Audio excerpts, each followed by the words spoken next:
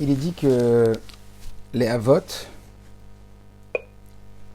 eh bien, réalisaient toute la Torah Beruach HaKodesh, comme on voit avec Avraham, que pas seulement il mangeait des matzot, bien qu'il n'y avait pas eu encore Pessah, mais on dit même qu'il faisait Yeruf Tafshilin.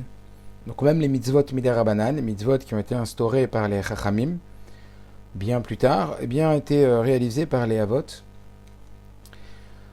par esprit divin. Ils étaient donc... ils avaient cet esprit-là qui les habitait et qui leur permettait de faire toute la Torah. Alors, il y a des mefarshim, des commentateurs qui disent que dans cette même perspective-là, dans la paracha de cette semaine, la paracha de Miketz, lorsque la 6e montée de la paracha, Yosef, il invite ses frères à une Séouda.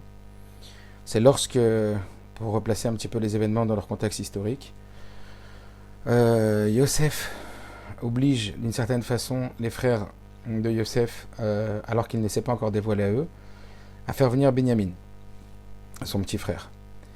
Et lorsqu'il le fait venir, il fait une Séouda, et cette Séouda, les sages nous disent que c'était une Séouda très spéciale. C'était Séouda de Hanouka, une Séouda de Hanouka. Et d'où on l'apprend? Eh bien, on apprend des mots, je vous dis le pasouk, donc c'est Perek Mem Gimel pasouk Tet Zain. Vayer Yosef itam et Binyamin, vayomer lacher et beto ave et anashim abaita. Donc Yosef voit Binyamin et dit donc aux gens de sa maison de faire venir ces gens à la maison. Utvoir tevach, et donc de faire la shrita à un animal pour pouvoir l'amener à manger. Ve'achen, et ainsi, ki hiti yochlu anashim, ces hommes-là ils mangeront avec moi betzoraim. Et lorsqu'on voit les trois mots qui est Utvoir, Tevar, Ve'achen, eh bien, quand on regarde le dernier mot de Tevar, Ve'achen, la dernière lettre de Tevar c'est un Chet, et Ve'achen, avec ce mot qui suit, en tout, ça fait le mot Hanouka. Et effectivement, on sait que la Torah, elle peut être lue de je ne sais combien de façons. Il y a aussi d'ailleurs des livres qui ont été écrits sur ça, des codifications de la Torah. Et effectivement, on peut aussi lire la Torah de cette façon-là, et donc ça donnerait le mot Hanouka. Et plus que ça, les mots qui précèdent juste Utvoir Tevar, ça veut dire qu'il aille faire une shrita pour pouvoir manger l'animal. Quand on fait la valeur numérique de Utvoir Tevar, c'est encore le Shité Giborim qui dit ça, Utvoir Tevar, ça fait une valeur numérique de 44. Et 44, c'est précisément le nombre de bougies en tout, avec le shamash qu'on allume pendant Hanouka, les 44 bougies. Donc de là, ces commentateurs veulent dire que Yosef leur a fait une Séouda à propos de Hanouka. Pourquoi? Quel rapport avec Hanouka?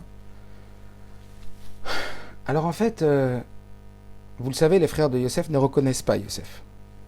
Le Kérou, ils ne l'ont pas reconnu. Pourquoi? Parce qu'il a vieilli. Parce que maintenant il a une grande barbe. Et c'est un peu bizarre. De dire qu'ils n'ont pas reconnu Yosef parce qu'il a une barbe, ça vous est certainement arrivé de voir un jeune homme à 15 ans ou 14 ans, et puis de le voir à 25 ans, 26 ans, 28 ans, 30 ans, et dire qu'on ne le reconnaît pas que à cause de la barbe, c'est que ça te cachait, c'est un peu difficile. De dire que c'est que à cause de la barbe. Alors il y a plusieurs explications, il y a plusieurs commentateurs, et nous on va s'arrêter sur un commentaire de la Chassidoute qui dit que pourquoi ils n'ont pas reconnu Yosef. Ça veut dire quoi, ils n'ont pas reconnu Yosef profondément? Ça veut dire qu'ils n'ont pas pu reconnaître chez Yosef, ils n'ont pas pu reconnaître chez cet individu-là qui était maintenant le vice-roi d'Égypte, qu'il était Yosef. Alors le Midrash nous dit que Yosef, quand il s'adressait à eux, il leur a dit, vous savez, je connais un certain Yosef, etc., qui m'a dit avoir été vendu par ses frères, etc. Et il leur a dit, c'est moi Yosef. En fait, c'est moi. Et là, ils ont été sous le choc. Imaginez-vous l'état émotionnel dans lequel les frères de Yosef se seraient trouvés à ce moment-là. Donc, qu'est-ce que ça veut dire qu'ils n'ont pas reconnu Yosef selon la Chassidoute? Ça veut dire qu'ils se sont dit, c'est pas possible qu'une personne ait atteint un stade si important dans le monde matériel, puisqu'il avait toute l'Égypte dans sa main, dans son pouvoir. Donc il était, on va dire, malé gashmiout, il était rempli de la dimension donc de la gashmiout, de la matérialité, du business, c'était le plus grand businessman de l'époque. se dire que cet homme-là, il a pu rentrer dans la Gashmiut autant, dans le monde matériel, et pour autant rester le Yosef Hatzadik, pour rester Yosef, impossible. Donc quand on dit qu'ils n'ont pas reconnu Yosef, c'est-à-dire qu'ils n'ont pas reconnu le niveau que Yosef avait, enfin, ils n'ont pas reconnu le niveau que Yosef avait atteint, c'est-à-dire de pouvoir être Yosef tout en étant dans ce niveau de Gashmiut, de matérialité. Impossible. C'est ça que ça veut dire qu'ils n'ont pas reconnu Yosef. Ils n'ont pas reconnu que cette dimension était possible, parce qu'eux, justement, ils étaient bergers uniquement pour se détacher du monde, pour pouvoir justement avoir cette proximité avec la dimension spirituelle. Et donc, qu'est-ce que Yosef, il aurait utilisé pour leur expliquer la faisabilité du niveau que Yosef, il a atteint? C'est Hanouka. Donc, ça voudrait dire que dans Hanouka, il y a ce message qui permet de nous montrer comment nous, en tant qu'individus terrestres, en tant qu'individus physiques, avec tant de besoins matériels, avec un corps physique, des besoins qu'on identifie un animal, puisqu'on nous parle d'une âme animale, comment on pourrait garder justement ce niveau spirituel si élevé? Et la solution serait donc dans Hanouka. Puisqu'a priori, ces commentateurs nous identifient donc cette Séouda à une Séouda de Hanouka, comme on vient de l'expliquer. Alors on va essayer de comprendre quel est le pouvoir de Hanouka. Quel serait ce pouvoir que Hanouka nous donnerait, le message que Hanouka nous donnerait dans cet aspect-là. Alors pour revenir un petit peu à ce combat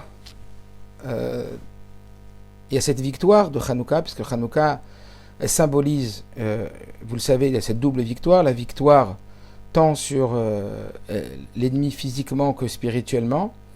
Bien, ce combat duquel découle Hanouka, c'est en vérité un combat, écoutez bien, contre l'existence du surnaturel. Vous le savez, les Grecs n'étaient pas contre l'existence d'une Torah. On a expliqué ça dans le cours précédent sur Hanouka, bien largement. Les Toratecha ou la Vira Michokeretsonecha. Ils étaient complètement OK avec la dimension de la Torah telle qu'elle s'adapte à l'individu humain.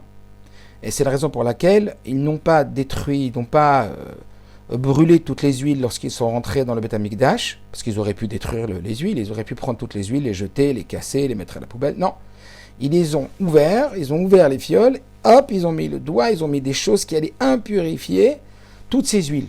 Quelle est la symbolique ? Eh bien, la symbolique, c'est que, qu'est-ce que ça voudrait dire impurifier les huiles ? Ça voudrait dire substituer la dimension divine, substituer la dimension surnaturelle à cette huile. Et lui, on sait que c'est la représentation de la sagesse, la chokhma. Donc ils ont dit que vous ayez, à partir de la Torah, une chokhma, une sagesse, il n'y a aucun problème, on est tout à fait OK. Mais ce avec quoi on n'est pas OK, c'est que vous disiez que cette sagesse, elle émane du divin. Ça veut dire qu'elle a cette dimension surnaturelle. Comme on l'avait bien expliqué aussi, je crois, c'est le passage du 7 au 8. 7, c'est la dimension du naturel, dans sa perfection, et 8, c'est la dimension du surnaturel. Voilà pourquoi les bougies de Hanouka durent 8 jours. À tel point que le combat qui va être ceux de Mattathiaou et de cette tribu des Kohanim Gdolim qui vont combattre et qui vont justement gagner contre les Grecs. Donc c'est en vérité ce combat et physique et spirituel qui est celui de dire, eh ben on va ressentir le spirituel. On va ressentir la dimension surnaturelle. On va se battre pour préserver la dimension divine, la dimension surnaturelle dans la Torah. Non, la Torah, nous on l'a fait pas parce qu'elle est naturelle, mais parce qu'elle est surnaturelle. Et d'ailleurs, les Hashmonaïm, ce qu'on appelle les Hashmonaïm qui ont combattu pour la victoire de cette dimension surnaturelle, eh bien quand on regarde même ce mot lui-même, il symbolise cette dimension. Hashmonaïm, c'est Hash Shmoné. Hash Shmoné, ça veut dire quoi ? Il ressent le 8. C'est ceux qui nous font ressentir le 8. Chash Shmonaim, Chash Shmoné, ils font ressentir le 8. Cette dimension du 8. Alors, qu'est-ce que ça veut dire ? Ça veut dire qu'il y a un livre qui a été très très joliment écrit, qui essaye d'expliquer les mitzvot dans une dimension humaine, dans une dimension adaptée à l'être humain. Par exemple, là-bas, il explique, ce scientifique, que eh bien, le 8e jour de la vie d'un enfant, le taux de coagulation dans le sang augmente nettement, et ce, que le 8e jour. C'est assez incroyable. Effectivement, quand on voit les tests qui sont bien expliqués dans ce livre médicaux et que on se rapporte au sujet de la Brit Mila, on se dit c'est quand même incroyable. Kadosh Baruch Hu, il demande qu'on fasse la Brit Mila à un enfant le 8e jour, et c'est bizarrement ce 8e jour où le taux de coagulation est au maximum. Je crois que d'habitude il est à 80 et là il monte à 120. Comme s'il y avait un sens au fait de faire la Brit Mila, un sens cohérent, un sens humain, un sens logique à la Brit Mila ce jour-là. Et il y a plein d'autres exemples, comme par exemple le besoin que l'homme a de s'arrêter physiologiquement tous les 7 jours, qui s'identifierait à Shabbat et qui serait donc un besoin humain de s'arrêter tous les 7 jours. Et exactement pareil pour la Terre tous les 7 ans. Que pour augmenter la productivité de la Terre, prouver scientifiquement que la Terre a besoin de s'arrêter tous les 7 ans. Alors, est-ce que c'est quelque chose de négatif en soi d'essayer d'expliquer toutes ces mitzvot de cette façon-là? Bien sûr que non, c'est très positif. Pourquoi? Parce qu'on sait très bien que la compréhension, elle crée l'adhésion. Lorsqu'on comprend quelque chose, eh bien, l'adhésion, elle est véritablement profonde en nous, au point qu'on adhère à ce message parce qu'il nous parle, parce qu'il a du crédit à nos yeux. Et donc, quelque part, oui, de lire ce livre, ça peut nous renforcer dans la pratique des mitzvot et dans l'importance des mitzvot, comme par exemple, je sais qu'aussi en acupuncture, des experts en acupuncture, ils ont fait les dessins des points essentiels dans le bras et dans la tête, et ça correspond précisément à chaque point des tefilines, à chaque point qu'il y a dans le roche du tefilin, dans la tête. Donc en réalité, il y a plein de choses qu'aujourd'hui, on est arrivé par la science à expliquer le sens des mitzvot. Encore une fois, ce n'est pas quelque chose de négatif, bien au contraire, c'est quelque chose qui va nous renforcer. Ce qui est, oui, négatif, c'est de baser le socle de notre relation à Akadosh Baruch Hu sur ce genre d'explication. Ce genre d'explication ne doit être qu'un rajout, qu'une augmentation de sa relation. Mais le socle de la relation avec Akadosh Baruch Hu, c'est ce qu'on va appeler la Emouna. C'est ce qu'on va appeler cette dimension de confiance et de foi qui ne dépend aucunement de la raison humaine. Et c'est ce que les Grecs donc ont combattu. On le sait, les Grecs, ils ont impurifié les huiles, ça veut dire qu'ils ont voulu soustraire, ils ont voulu retirer cette dimension de la Torah. Ils ont voulu rendre cartésien cette Torah. Alors, je vous donne un exemple qui est très concret. Ça m'arrive souvent de former des khatanim aux lois de pureté familiale, aux lois de Tarat HaMishpacha. Et ça m'arrive d'avoir de tous les niveaux. Et il y a quelque temps, j'avais un groupe de jeunes hommes qui, on va dire, sont traditionnalistes dans la pratique des mitzvot, des très bons juifs. Et puis j'ai commencé à leur expliquer les lois de Tarat HaMishpacha, et effectivement leur expliquer qu'il y avait beaucoup de lois dans la relation qu'il doit y avoir entre un homme et une femme tout au long de leur existence, et que pendant au minimum 12 jours par mois, chaque mois, il devait y avoir une séparation. Alors c'est assez intéressant parce que cette séparation, elle a du sens, au point qu'il y a même des médecins et des psychologues non juifs qui, pour permettre, on va dire, la durabilité de la vitalité d'un couple, préconisent le sujet de la séparation. Ils parlent d'un couple qui voudrait vivre une aventure, et là c'est pas le cas, mais un couple qui voudrait se construire et vivre longtemps, ensemble, dans une énergie renouvelée, eh bien, ils auraient tout intérêt, pour ne pas que s'installe la monotonie et l'habitude, à ce qu'il y ait une véritable séparation pendant un laps de temps, puis des retrouvailles. Pourquoi ? Parce qu'il est évident que lorsqu'on possède une chose, et cela de façon permanente, eh bien le désir s'estompe. On ne peut pas désirer ce qu'on a déjà. On désire ce qu'on n'a pas le droit d'avoir, ou ce qu'on a perdu, ou ce qu'on n'a pas. Vous avez perdu votre montre, vous n'étiez plus tellement attaché à cette montre, maintenant que vous l'avez perdue, que vous la cherchez partout, le moment où vous allez la retrouver, waouh, vous allez la désirer, vous allez avoir un véritable plaisir. Et cela, je me rappelle d'une Idvaadut où le rabbi, dans une vidéo, je l'ai vu, où il dit qu'aujourd'hui la médecine, elle va dans le sens de cette Tarat HaMishpacha, de cette pureté familiale, dans le bon sens de la pérennité, de l'enthousiasme et de la vitalité du couple. Donc ça, ces gens à qui je racontais ça, ils étaient complètement prêts à l'écouter. C'est vrai que si c'est toujours permis, ça devient monotone, c'est pas agréable, il n'y a pas de vie. Donc tout ça, c'est mouvan, c'est compréhensible et c'est quelque part, ça relève du bon sens. Par contre, quand j'ai commencé à leur dire, mais vous savez, dans les lois Taharat HaMishpacha, il y a aussi le fait de ne pas passer un stylo à sa femme. Pendant cette période-là, on ne va pas passer un stylo à sa femme. Et c'est là que un des participants, il m'a dit, mais vous êtes un martien. Mais vous êtes des martiens.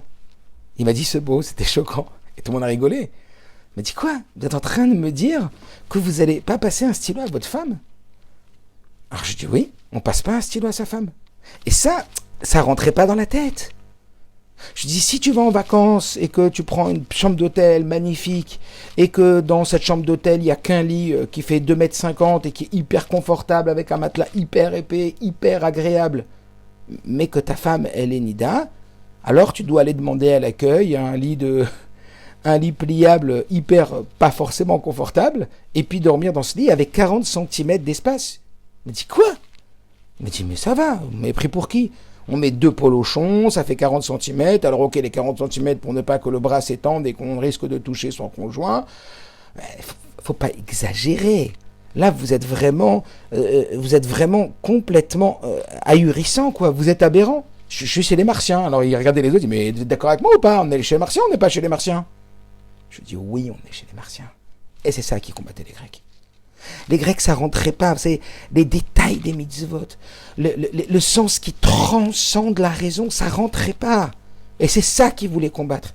Ils voulaient en vérité substituer le 8. Ils voulaient nous retirer la Emouna dans Hachem. Ils voulaient retirer la dimension qu'on fait les mitzvot uniquement parce que Dieu il a demandé. Pas parce qu'il y a une compréhension. Ça ne veut pas dire qu'il ne faut pas qu'il y ait de compréhension. Comme je disais tout à l'heure, à chaque opportunité où le rabbi dit, à chaque opportunité qu'il y a, le rabbi nous dit, s'il y a une opportunité d'expliquer médicalement le bien fondé de la mitzvah, s'il y a de quoi expliquer socialement le bien fondé de la mitzvah, il faut le faire, si ça aide les juifs à faire la mitzvah. Mais surtout pas que ce soit les fondations de la mitzvah. Pas que ce soit les fondations de la relation avec Dieu. Parce que justement, cette relation avec Dieu, elle doit être basée sur du surnaturel. Elle doit être basée sur une relation de confiance. Quand est-ce qu'on a besoin de faire confiance à quelqu'un? Quand est-ce que, venez, on parle d'humain à humain. Quand est-ce que je dis, bon allez, je te fais confiance? Dans quel cas de figure? Quand on ne comprend pas et qu'on n'arrive pas à comprendre et qu'il n'y a pas de cohérence. Imaginez un papa qui dit à son enfant, débarrasse la table, pose la table, c'est quelque chose de logique, oui, il y a quelque chose. Mais imaginez le papa qui dit à son enfant, tu peux taper sur le mur 15 fois comme ça? Qu'est-ce qu'il a fait? Non mais, la Nekuda, le point, il est ici, j'ai exprès pris quelque chose de complètement, de quelque chose qui a priori n'a aucun intérêt, aucun sens. Eh bien, si toi tu le demandes, alors on le fait. Le plaisir de Dieu, c'est quoi? C'est c'est de faire la volonté d'Akadosh Baruch Hu parce que c'est la volonté de Dieu. Alors vous allez me dire, attention, c'est pas qu'on peut tomber dans l'idée de croire qu'il y a dans cela de l'inutilité. Parce que quand je comprends le sens, quand je comprends l'intérêt, alors je sens l'utilité. Mais quand je comprends pas l'inutilité, quand je comprends pas l'utilité, quand je comprends pas le sens, c'est qu'il n'y en a pas, c'est que c'est vide. Pas forcément. C'est ça toute la Nekuda. C'est qu'il y a quelqu'un au-dessus de toi, que lui, il sait que tu dois le faire. Et toi, tu dois t'attacher et créer une relation avec lui à ce niveau-là. Au niveau de ce qu'on appelle la Emouna, la confiance. Cette Emouna qui transcende justement la raison et la logique. Voilà pourquoi les Grecs, on nous dit qu'ils impurifiaient l'huile.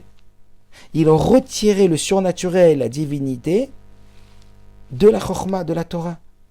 Alors encore une fois, faites bien attention. Parce que parfois on se méprend. Si on n'arrive pas à faire dans tous les moindres détails les halachot comme Dieu demande, c'est justement parce qu'on n'arrive pas à trouver le sens et donc on s'arrête, on fait sa salade, on fait son mixage. Ça je comprends donc je fais, ça je comprends pas donc je fais pas. Ça a du sens pour moi donc je fais. À quoi ça sert si je comprends pas? Non. Attention à penser qu'il y a de l'inutilité à faire ce que Dieu demande quand ça ne nous sert pas. Ça ne nous sert pas à nous dans notre conscient, ou dans notre connaissance, ou notre conscience, mais évidemment que ça sert à Kadosh Baruch Hu. Et ça, c'est un point qu'on a soulevé de nombreuses fois. Combien de fois le Rabbi rapporte cette idée de cette humilité mal placée, de croire que tout ce qu'on fait pour Akadosh Baruch Hu, quand on ne ressent pas directement l'intérêt et l'utilité, c'est de croire que ça n'a aucune utilité. Non, ça n'a juste pas d'utilité pour toi, mais ça en a pour Akadosh Baruch Hu énormément. Puisqu'on a dit qu'un juif, il doit être conscient et il doit être convaincu et persuadé que ce qu'il fait quand il réalise la volonté de Dieu, c'est juste énorme dans la répercussion que ça a dans le ciel et chez Akadosh Baruch Hu. Ça a, oui, un effet énorme. Et le Rabbi nous dit que c'est ça qui va nous amener de la simcha dans la mitzvah, de la simcha dans l'accomplissement de la volonté d'Akadosh Baruch Hu. Parce que là, on est convaincu, et c'est ça la Emouna, qu'on est convaincu profondément du bien fondé de ce qu'il nous demande, même si on ne le comprend pas. Vous comprenez? Et ça, c'est ce qu'on appelle le Kabbalatol, la soumission à Kadosh Baruch Hu, mais la soumission pour l'adhésion, pas la soumission pour la disparition. C'est une forme de fusion avec Kadosh Baruch Hu. Imaginez-vous, quand le fils il va faire ce que son père il demande, alors que le fils ne comprend pas, il va révéler un niveau de relation avec le père inconditionnel. Donc une relation d'une profondeur que rien ne pourra fragiliser ou détruire. Alors évidemment qu'il faut mettre de la compréhension dans les choses. Le Rabbi compare la relation avec Dieu qui s'appelle le Kabbalatol, c'est-à-dire l'acceptation par Emouna, l'acceptation par adhésion totale, par soumission à Dieu, eh bien il compare ça aux fondations d'une maison. Il dit on ne demande pas à une personne d'habiter dans des fondations. Personne n'habite dans des fondations. Au-dessus des fondations, on construit une maison et on habite dans la maison. La maison, c'est un peu l'image de la compréhension. Seulement le socle, les fondations, le fondement, ce qui soutient toute cette maison, c'est pas la maison elle-même. Parce que si la compréhension, elle disparaît, tout peut disparaître. Comme ces fameux khatanim, lorsque je leur ai dit et je leur ai expliqué le sens et la cohérence des lois de pureté familiale, ils étaient hyper emballés dans l'idée de créer un renouveau dans le couple. Mais dès que je leur ai parlé du stylo, je leur ai parlé de ne pas s'asseoir à côté sur une banquette d'une voiture quand la femme est nida, mais on est devenu un martien. Ah ça non, ça je ferai pas ça. Ah non, comptez pas sur moi pour entrer là-dedans. Ça veut dire qu'en réalité, il y a cette relation à Dieu et cette transcendance et cette dimension surnaturelle qui disparaît, mais celle-là, elle touche à tout. Elle touche même à tout le reste. Parce que tout le reste, tu le fais non plus par adhésion ou par relation à Dieu, mais par compréhension. Et donc, en vérité, le miracle de Hanouka, l'histoire de Hanouka, elle vient mettre en avant, c'est le Inyan de la Emouna. Le Inyan de la Emouna. Le Inyan de la Emouna en Akadosh Baruch Hu. Ce Inyan d'arriver à prendre conscience qu'en vérité, tout notre comportement et nos mitzvot, elles ne sont là que parce que Toratecha, Chukei Retzonecha. Et c'est cette adhésion-là pour laquelle les Hashmonaïm, ils ont combattu. Ils ont combattu contre les zénélistes. Ils ont combattu, c'est comme si à l'intérieur de nous, il y avait des zélénistes et puis il y avait des Hashmonaïm. Le Hashmonaïm, c'est celui qui est Hashmoné, comme on l'a dit tout à l'heure. C'est celui qui essaye de nous faire ressentir qu'il y a du 8 partout, il y a du surnaturel. En vérité, tout est surnaturel. On vit avec cette conscience et donc cette adhésion inconditionnelle à la volonté d'Akadosh Baruch Hu. Ça, c'est le combat des Hashmonaïm contre les hellénistes qui, eux, la vira mechukei retzonecha, qui voulaient impurifier tout ça. Alors, c'est un petit peu vraiment comme ce que le rabbi précédent explique. Le rabbi précédent explique que la Emouna commence là où la compréhension elle s'arrête. Ça veut dire que tant que je comprends quelque chose, tant que je comprends ce qu'on me demande, tant que je comprends le sens de ce qu'on me demande, alors c'est à moi que je suis attaché, c'est à ma compréhension. Alors qu'à partir du moment où je le fais alors que je ne comprends pas, là c'est plus à moi que je suis attaché, c'est que je suis attaché à celui qui me donne l'ordre, à celui qui me demande. Donc en vérité, si vous voulez, l'ordre n'est qu'un moyen de créer ou de révéler un attachement au-dessus de moi-même. Donc quand je fais les choses par compréhension, c'est parce qu'on m'a donné la possibilité de rester attaché à moi-même et en réalisant ce qu'on m'a demandé, de par le fait que je suis attaché à moi-même. Alors que quand on me donne un ordre qui transcende ma raison, je deviens attaché à celui qui me donne l'ordre.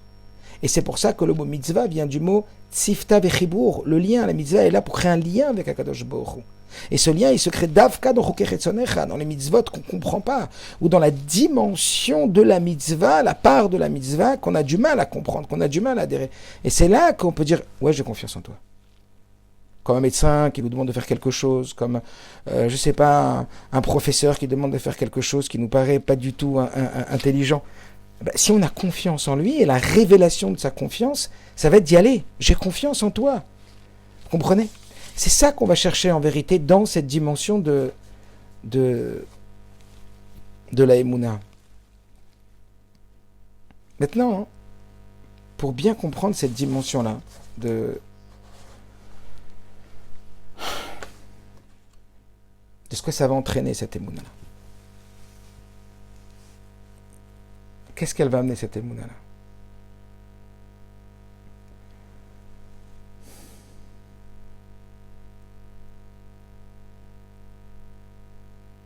Cette Emouna, on a dit qu'elle a comme objectif de révéler que tout ce qu'on voit comme naturel est en réalité profondément surnaturel.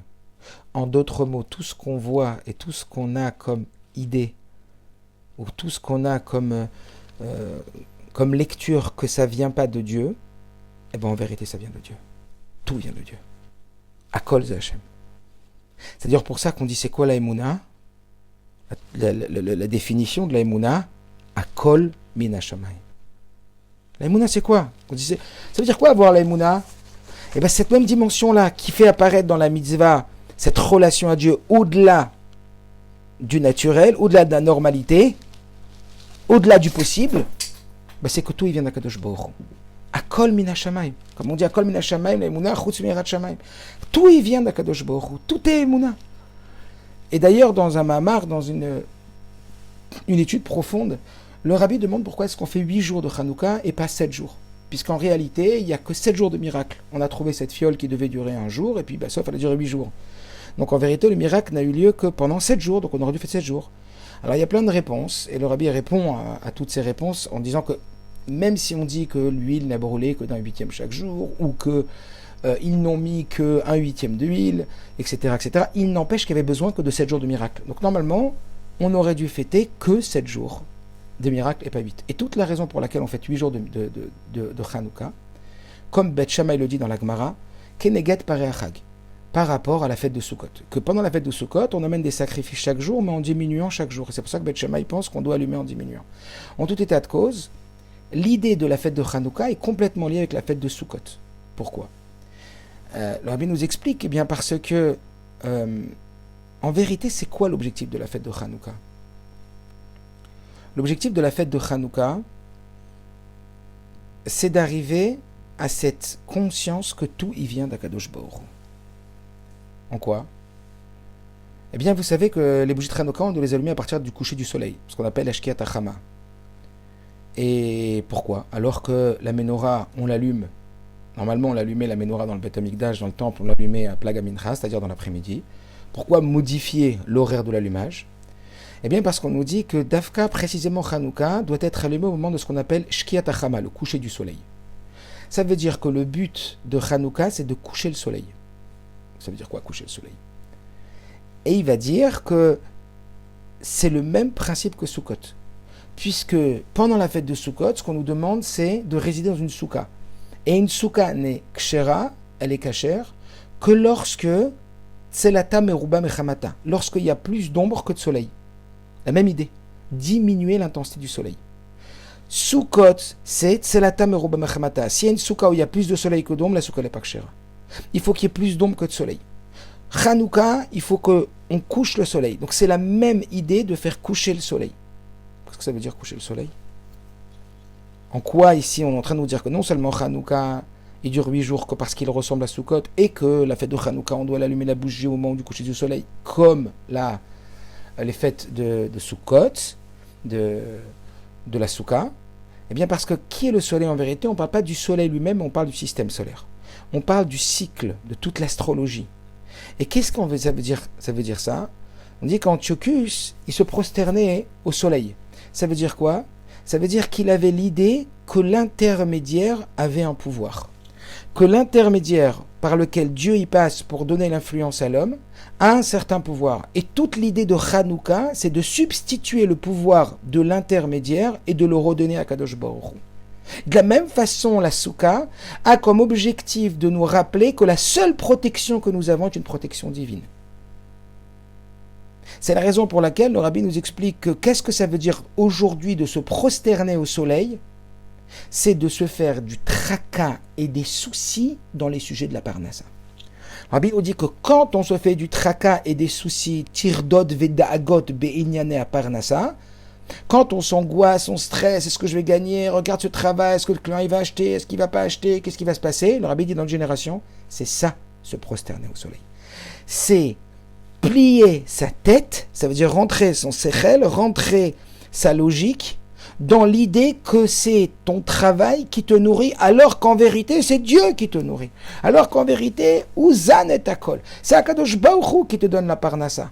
Et donc, ce qu'on nous demande, c'est oui d'aller travailler, mais d'une façon où lorsque le tracas il va rentrer, l'angoisse, le stress, la peur, elle va rentrer, on va dire, mais t'as pas compris que c'est le bon Dieu qui nourrit?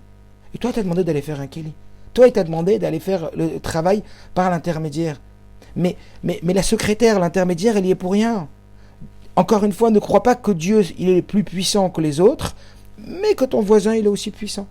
Mais que, comment on appelle ça, l'acheteur, il a un choix, il a un pouvoir. On verra à la fin peut-être une lettre du Rabbi sur ça, qui nous dit clairement, le Rabbi parle à une personne, ou je l'enverrai à ceux qui le souhaiteront, le Rabbi parle à une personne qui lui dit, mais est-ce que je dois avoir peur de la concurrence dans le business? Le Rabbi dit, comment avoir peur de la concurrence? Mais vous ne savez pas que Kadosh Baruch Hu, il dirige tout dans tous les domaines, et y compris dans la Parnassa, et que votre Parnassa a été déjà décidé entre Rosh Hashanah et Yom Kippour, et personne ne pourra ni diminuer votre Parnassa, ni prendre ne serait-ce qu'une partie de votre Parnassa. Rien.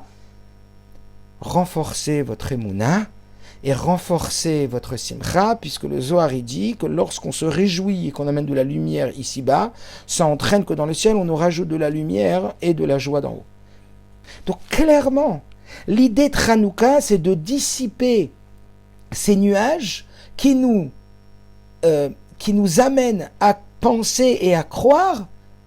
Et c'est normal qu'on y pense et qu'on y croit, mais c'est à nous de le retirer, c'est à nous de faire cette guerre, ce combat contre cette idée que Dieu est le plus puissant, mais qu'il y a d'autres puissances. Non, Dieu il n'est pas le plus puissant avec d'autres puissances, Dieu est le tout puissant.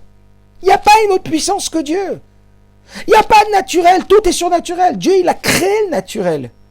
Et nous, notre travail, c'est de révéler dans le naturel le surnaturel. Ça veut dire de vivre dans cette dimension que quand le naturel, il va nous montrer qu'il nous impose des limites, c'est impossible de gagner la guerre contre les Évanim, contre les Grecs. C'est impossible qu'une fiole d'huile, elle dure 8 jours. C'est impossible. Mais si c'est Dieu tout, ce qui est impossible est possible, parce que pour celui qui est tout puissant, l'impossible est possible.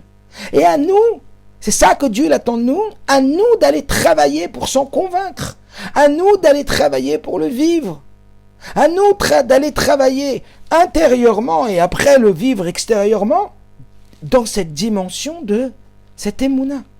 Donc de la même façon que comme on a expliqué dans les mitzvot, le inyan de la émouna dans les mitzvot, c'est ce qui voulait nous enlever les Grecs, c'est cette dimension surnaturelle qu'il y a dans la mitzvah et mon adhésion inconditionnelle à la volonté de Dieu.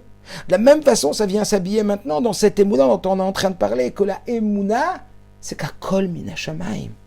Vous comprenez maintenant? Vous vous rendez compte ce que le Rabbi dit? Que toute la raison pourquoi Hanouka dure 8 jours, c'est que parce que c'est le même inyan que Sukkot dure 8 jours. Et que 8 jours, c'est 8. C'est la dimension, encore une fois, des Hashmonaim, ceux qui nous font sentir le 8.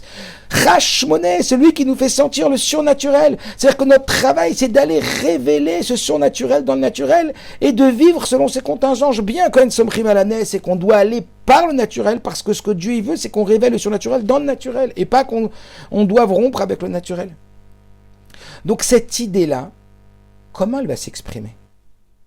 Comment après dans notre vie, Alors oui, le fait de faire les mitzvot est une façon de révéler cet attachement à Dieu, mais comment elle va s'imprégner en nous? Comment on va la vivre, cette chose-là? Alors Rabbi dit un mot sur la Emouna. Si tu veux savoir si tu dis une chose ou si tu vis une chose, regarde si tu la ressens, la chose. Ça veut dire que dans le domaine intellectuel, tu peux dire plein de choses. Mais c'est pas parce que tu le dis ou parce que tu le penses que tu le vis forcément. Quand est-ce que tu sais que tu le vis vraiment? C'est quand ça touche ta dimension émotionnelle. Et on voit bien. Et quand est-ce qu'on est touché quand on voit une personne qui prie, Bekavana, c'est quand on sent qu'elle met de l'émotion dans ce qu'elle fait. Mais venez, on rentre dans notre monde intérieur. Quand est-ce qu'on sait qu'on a la Emouna? Quand est-ce qu'on sent que cette Emouna, elle progresse? Quand est-ce qu'on a plus de ressenti que tout y vient d'Akadosh Baruch Hu? Qu'en vérité, à Kol Milemala, tout y vient d'Hachem. Le Rabbi le dit en un mot. Tu sais ce que c'est que Emouna? Comment évaluer? Ça, on l'avait déjà dit dans le cours de Emouna. Quel est le curseur de ton niveau de Emouna? Emouna zo menura. Emouna, c'est la sérénité. T'es serein. Plus on est serein, plus on est tranquille, plus on a réussi à sortir des angoisses, des stress, plus cela révèle, quand on travaille sur ça, qu'en vérité on sait que tout vient d'Akadosh Baruch Hu, on le vit. La Emouna, c'est quoi? Venez, on reprend. La Emouna, c'est de dire que Akol min hashamayim, qu'en vérité tout y vient d'Akadosh Baruch Hu et pas des intermédiaires. Tu ne fais plus dépendre ce qui est en train de se passer de qui que ce soit ni de quoi que ce soit. Tu sais que ça vient d'Hachem. Tout vient d'Hachem. Akol min hashamayim. Vous vous rendez compte ce que c'est cette prise de conscience? C'est vraiment vrai que tout y vient d'Akadosh Baruch Hu. Mais tout. Ashgacha pratit.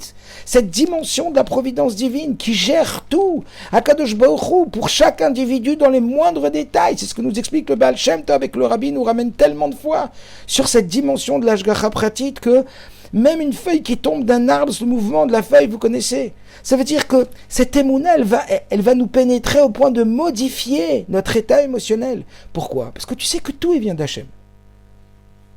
Tout y vient d'Hachem. Tout. Et donc quoi? Si ça vient d'Hachem, ça peut être que du bien. Akol Tov. Puisqu'en vérité, si tout y vient d'Hachem, et qu'Hachem c'est mon père, mais un père, un bon père comme Dieu il est, mais il peut faire que du bien. Donc en vérité, pourquoi tu t'inquiètes? Pourquoi tu t'angoisses? Pourquoi tu stresses? Puisque tout y vient de lui. Vous comprenez?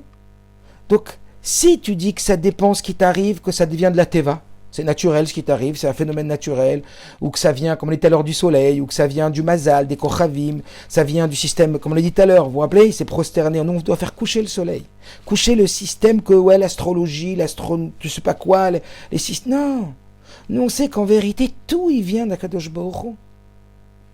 C'est comme si on devait quelque part regarder au-delà des nuages, au travers des nuages. Ça, c'est travailler pour la Emouna. Travailler la Emouna, vous comprenez, c'est d'arriver à ressentir que puisque tout y vient de Dieu, qu'on n'est pas seul. On n'est pas seul. On n'est pas seul. Et Akadosh Baruch Hu, il s'occupe de toi. Et Akadosh Baruch Hu, il t'aime. Et tout ce qui t'arrive, ça vient de lui. Bon, comment tu vas t'inquiéter? Donc en se parlant comme ça, en travaillant à l'intérieur de soi comme ça, alors oui, on va installer profondément sa Emouna. Oui, on va installer la répercussion naturelle de la Emouna. C'est quoi? C'est la Ménoura.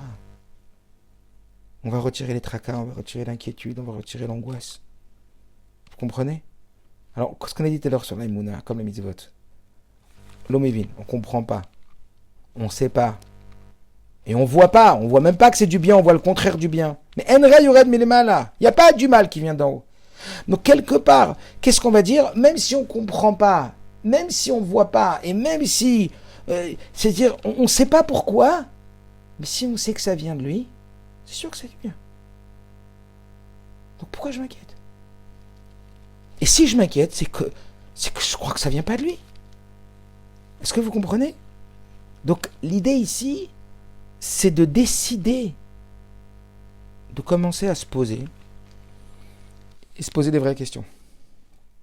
Comment je pourrais faire pour véritablement plus croire en Dieu? Parce que toute la avoda, comme le Rabbi l'explique dans un mahamar très très important qui s'appelle Vatatetsavé, qui commence par ce mot Vatatetsavé, il dit que le travail de Moshe de chaque génération, c'est de renforcer la émouna d'un juif. C'est pour ça qu'on les appelle les bergers de émouna. De rendre notre émouna pnimite, de rendre notre émouna qui est déjà existante mais latente, en émouna vécue, en émouna ressentie, jusqu'à ce que ça nous pénètre au point de non seulement nous permettre d'être assurés de Masao Matan Be'emouna, de travailler de façon honnête, de façon cachère, et de se comporter de façon honnête et de façon cachère. Comprenez, parce que je n'ai pas l'inquiétude.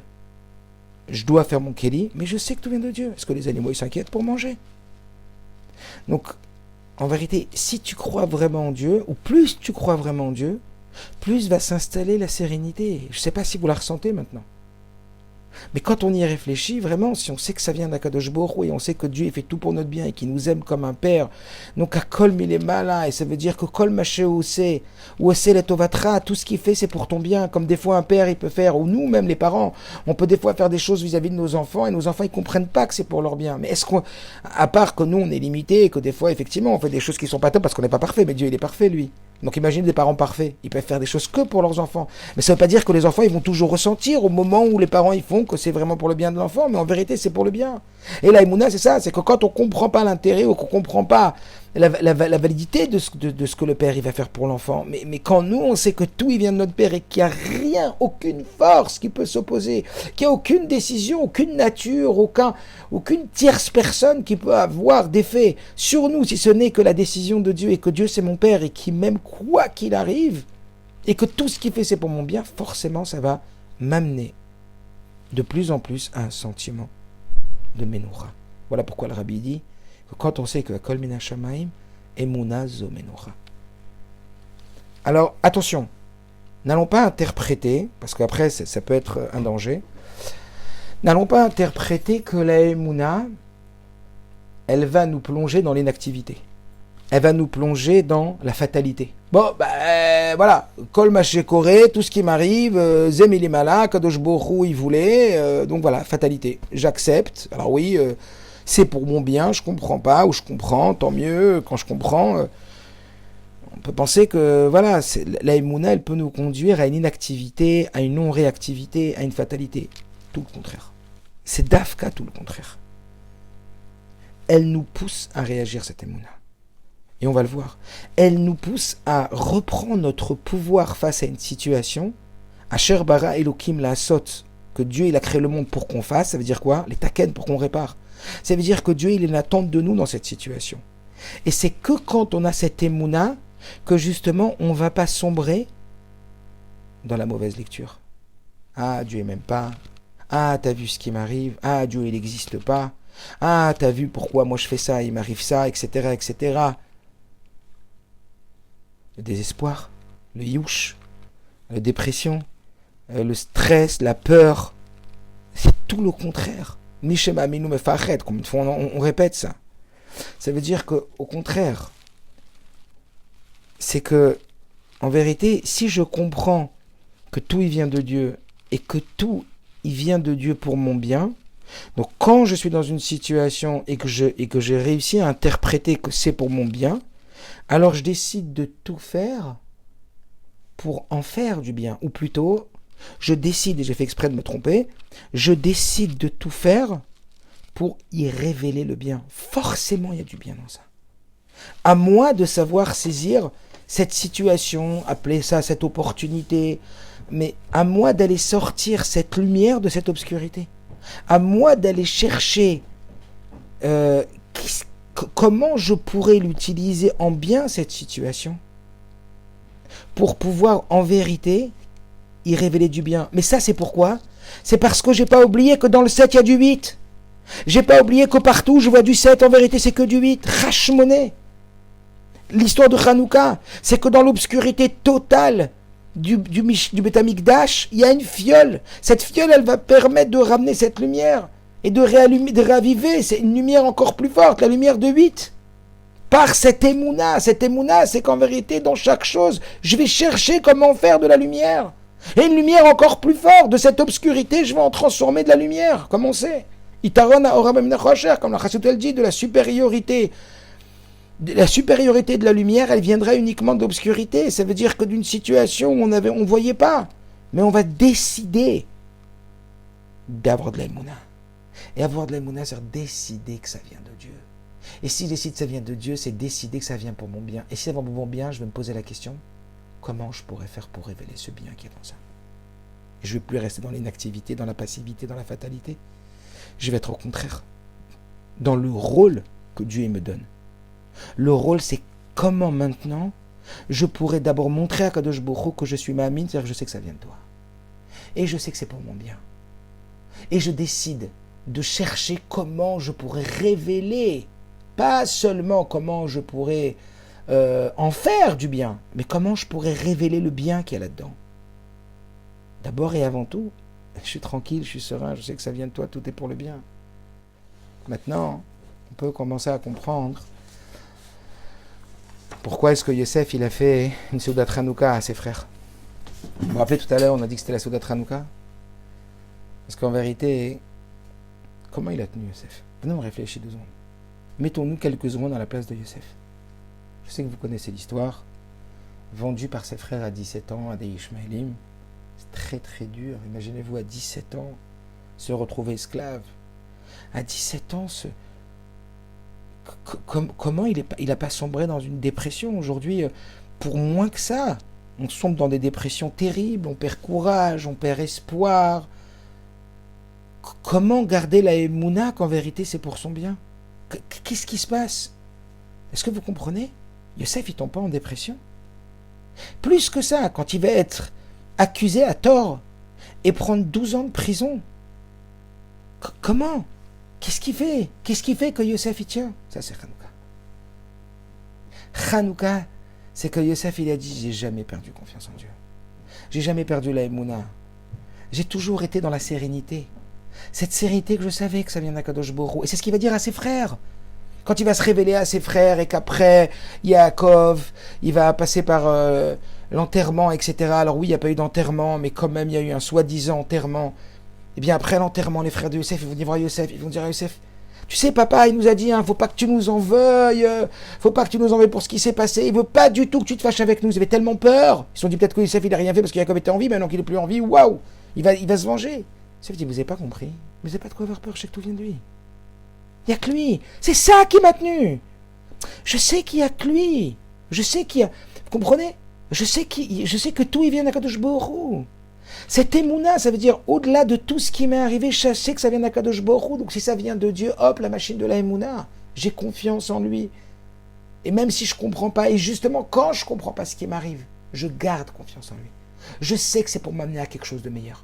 Je sais que Kol De'avid Rachmana Letavavid, tout ce que Dieu y fait, c'est pour le bien. Kol De'avid Rachmana Letavavid, tout ce que Dieu y fait, c'est pour mon bien. Est-ce que vous comprenez? Je sais que tout vient d'Hachem. Et ça, c'est le niveau de Hanouka. Ça, c'est le niveau qu'on a expliqué tout à l'heure de la mitzvah. C'est parce qu'il est resté attaché au 8, parce qu'il est resté à la dimension surnaturelle, Yosef. Parce qu'il est resté attaché à cette dimension de Hanouka, voilà pourquoi il leur dit. Vous savez pourquoi vous ne me reconnaissez pas? Vous savez pourquoi? Vous vous rappelez tout à l'heure, il ne reconnaissait pas Yosef. Vous savez pourquoi vous ne me reconnaissez pas? Parce que vous ne reconnaissez pas l'idée que c'est possible de vivre le surnaturel dans le naturel. C'est pas possible dans votre tête de réussir à être un fromeïd, un juif croyant, mais vraiment, pas seulement il pratique la Torah et les mitzvot. Non, bien sûr qu'il fait Torah mitzvot, mais dans la émouna, ça veut dire, dans toutes ces situations, je restais confiant. J'ai eu confiance en Dieu. Je savais que ça allait amener à quelque chose de bien. Je savais qu'il fallait que j'en fasse quelque chose de bien, parce que tout il vient de lui. Et donc ils n'ont pas reconnu que c'était possible. Donc quand on dit qu'ils n'ont pas reconnu que c'était possible d'être tellement affairés au business, tellement affairés au monde, et quand même rester Yosef, ils n'ont pas reconnu Yosef, ils n'ont pas reconnu cette dimension spirituelle qu'on peut atteindre. C'est justement parce que Yosef il leur a dit, ça c'est Hanouka. Hanouka, c'est cette dimension d'aller révéler le 8 dans le 7. C'est possible. C'est cette fiole qui est en chacun d'entre nous. Cette fiole d'huile, elle est là et elle nous permet, cette émouna, elle nous permet de traverser toutes les situations en disant jusqu'à la fin. Yosef il dit, je sais que si j'ai jamais arrêté de sourire, si j'ai jamais subi, si j'ai jamais dit fatalité, je suis maudit. Fatalité, dépression. Fatalité, découragement. Comment ne pas se décourager si ce n'est qu'au travers de la émouna qu'il a tenu Yosef. Regardez comment c'est puissant ce message, comment c'est fort. Et ça, c'est la Nekuda Tranouka. Nekuda qu'il n'y a plus rien. Mais oui, mais en toi, tu as une émouna, que même si tu vis cette obscurité, en vérité, sache qu'il y a une lumière à l'intérieur de toi, et que de cette lumière, tu vas justement faire apparaître le 8. Et c'est parce que c'est le 8, cette émouna-là, cette fiole, qui va te permettre de révéler cette émouna dans cette obscurité. Vous comprenez ? Et c'est pour ça que ça l'a fait agir Yosef. Comment il a réussi dans la maison de Potiphar à devenir le meilleur ? Comment il a réussi en prison à devenir le meilleur ? Parce qu'il a dit j'ai confiance, donc j'avance. J'ai confiance, donc je vais être le meilleur là où je suis. Est-ce que vous comprenez ? C'est énorme. Alors que quand je me dis que je vis l'intermédiaire comme une fatalité, je vis la situation, comme on a dit, je vis le tracas, je vis la chose, le naturel. Mais c'est fini, je peux pas, c'est impossible, est-ce que vous comprenez ? Où aller la Emouna ? Donc en réalité, ça va être ça, cette avoda de Emouna, comme le Rabbi explique. Emouna zomenoucha. Emouna, je vais faire un travail pour arrêter de m'inquiéter, pour arrêter d'être angoissé, d'être stressé. Non, menoucha. Vous comprenez qu'un vrai travail de Emouna, il nous conduit véritablement à vivre dans la menoucha. Je n'ai pas dit que c'était facile. Je n'ai pas dit que c'est du jour au lendemain. Mais je dis qu'un homme, il vit, comme le Tanya l'explique, pour vivre profondément cette émouna. Je ne m'inquiète plus parce que je sais qu'en vérité, c'est Dieu qui gère tout. Je ne m'inquiète plus parce que je sais que c'est toi qui gères. Alors maintenant qu'on le sait que c'est cette émouna, on va dire que ça ne suffit pas. Parce qu'il va falloir après, encore une fois, écouter, et même moi vous répéter, faire des cours. Encore une fois, c'est très facile de le dire. Quand je dis c'est très facile, c'est pas pour le disqualifier, mais ça suffit pas, comme on a dit. L'important, c'est pas ce que tu sais, mais ce que tu en fais. Alors, je vais finir par cette petite Nekuda. Je sais pas si ça se fait, mais il y a des moments plus que d'autres où on est un peu plus, on va dire, on est pas mal inspiré. Et il y a un moment où j'ai fait un petit audio. Et dans ce petit audio, je parle de cette Nekuda. Et je vais me permettre de vous la faire écouter. Elle dure quelques minutes.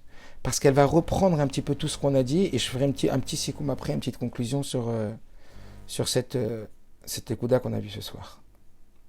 Alors je vous la mets en audio. En fait, la plupart des choses qui nous arrivent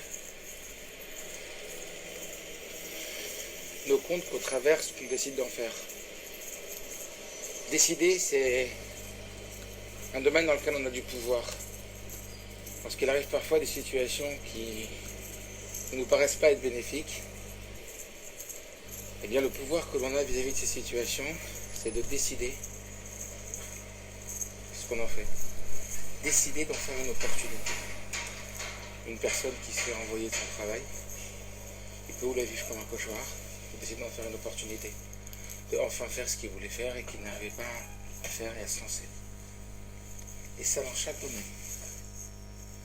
Décide d'en faire une opportunité. Le pouvoir, il est dans la décision de ce qu'on en fait. Alors oui, quand on nous dit Gamzou et Tova, tout est pour le bien. Sache que tout ce qui se passe, c'est pour le bien. C'est très difficile à supporter parfois, parce qu'on n'a pas décidé, on nous l'a imposé. Alors non seulement on a une galère, mais en plus on nous impose de faire d'une galère une opportunité. Mais c'est très compliqué.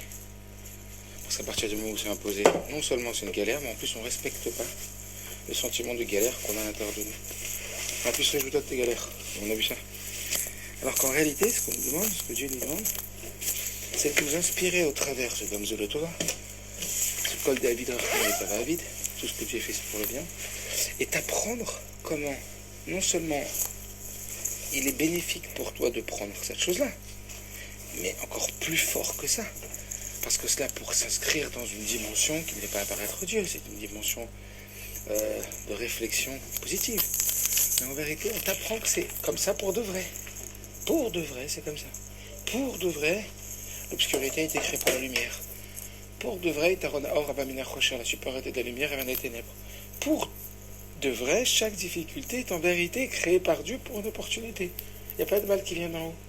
Donc en vérité, quand on nous dit de décide d'en faire une opportunité, c'est pas simplement, ça va dépendre de ce que tu vas en faire, cette difficulté.